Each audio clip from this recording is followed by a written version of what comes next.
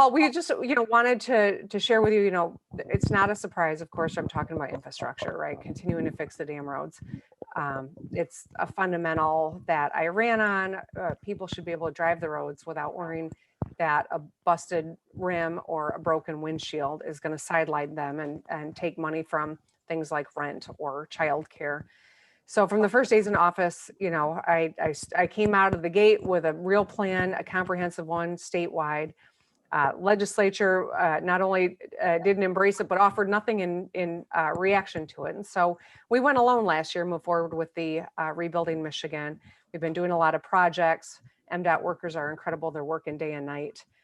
They went and rebuilt a bridge in Midland in, record time and did so safely in the midst of a pandemic. What we want to do as we go into this budget, make some real investments in infrastructure. And so it includes $300 million for bridge bundling so that we can repair and replace approximately 120 local bridges that are in serious and critical condition. 290 million in infrastructure around water infrastructure so that we can address sewer overflows and mitigate public health risks.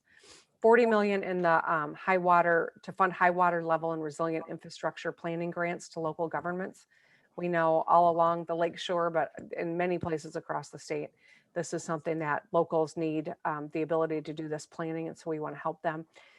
15 for dam safety emergency fund, 15 million, and 20 million to protect from cyber threats. That's a critical infrastructure component of our ability to get things done. And that's something that we've included as well. These are, I think, some foundational things. You heard in my State of the State, encouraging the legislature to move forward with some ways for locals to fix local roads and bridges and give them some options. But these are some things that we believe we can do because of the state of our budget, because of the management throughout the crisis, and because of some one-time funds that are available. We wanted to put them to work in ways that really improve the quality of people's lives. Thanks, Governor. And the state's infrastructure needs are so great. How do you prioritize them when you're setting a budget like this? And am I right in understanding that the bridge money will actually be part of a 2021 supplemental that will get the money to the bridges even more quickly? Yeah. So, I mean, we've been surveying infrastructure across the state since I took office. We know that decades of underinvestment have meant bridges closing, bridges being patched. We've got, an incredible amount of work to do in that space. And had that first budget been enacted the way it was introduced, we would be a long way down the road in fixing a lot of these local items. But this budget gives us the ability to prioritize the ones that are in the most serious condition. And Dave, do you want to share anything with regard to the supplemental and anything else to help Paul? And I know you've been through a lot of budgets here, Paul. So effectively, if we decide collectively with the legislature to expend funds on local bridges, if they put it in a supplemental, it means MDOT can immediately begin work on engineering and construction. So that's how we're going to submit it. And that's how we hope that they act. A lot of these local bridges, 59 of them are closed. So the sooner we can start engineering, get MDOT the resources to engineer and construct, the sooner they can be open. Some of the other bridges have low posting rates, which means, fire trucks and the like can't go across them. So they have to go around. If we can raise that infrastructure up, it means that it's a safer community for our residents. So the sooner we can put the money to work, the better. And that's the direction the governor gave us. Thanks. And Governor, will your budget call for any new revenues devoted to infrastructure, or is this plan all built around existing revenues? Dave? Yeah, there are some minor fee increases that deal with other areas of the budget, but these investments are all built around the existing revenue structure the state has. I see. And Governor, you have a close relationship with President Joe Biden. We're expecting an infrastructure plan from him. Does this plan sort of anticipate a plan like that, or do you see a plan coming that will mean possibly Michigan can do even more?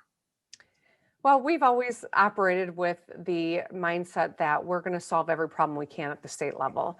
Having partnership at the federal level is a welcome change, frankly, and the Biden administration focus on infrastructure, I think, is something that is going to inure to our benefit greatly. One of my first conversations after the announcement came out was with Mayor Pete, now Secretary Buttigieg, to talk about infrastructure and to make sure that he knows how important this issue is to this state and to us. He owns property in Michigan. He is someone that I think is going to be a great partner for us. And I know that the Biden administration is committed to this. So you look at what we are starting here and think about all we can do. We have decades of underinvestment in infrastructure in Michigan. And frankly, it's not unique to Michigan. That's why Joe Biden's focusing on it as a national agenda item. We're going to do everything that we can, but partnership and being able to expand the number of projects that we can get done is something that we're very hopeful for and optimistic about with this new administration. Thanks. And we've talked a lot about roads and bridges. Does this plan do enough for dams, given what happened in Midland early last year? Well, I mean, I think that, you know, as I've said a couple of times, this is decades of underinvestment in infrastructure of all types. And so we, with the unprecedented rainfall and the underinvestment, saw a 500-year event happen that was catastrophic in part of our state. And that's why we are making a greater investment in this space. I think that we would welcome additional resources to do more if the legislature was so inclined, or if the Biden administration makes those available, because there is greater need across the state. But this is a meaningful investment and acknowledgement that there is important work to do in this space. Hey, Paul, Thanks. we can do one more question. Okay. Thank you. Then you've mentioned the legislature a couple of times. You know, it's not been a very warm relationship there, but it seems like on budget issues, you've been able to get the budgets done. Any reason to believe that that's going to be any different this time around?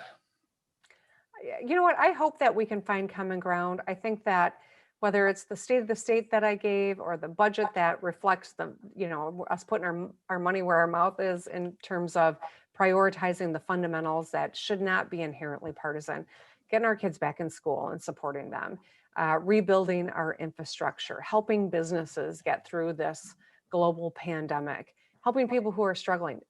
These are and building out vaccine dissemination. These are the fundamentals every person in our state needs us to be successful on, because this is about the fundamentals of our economy. And that's why I'm going to stay focused there. I welcome partnership. I'm going to work toward finding common ground on that.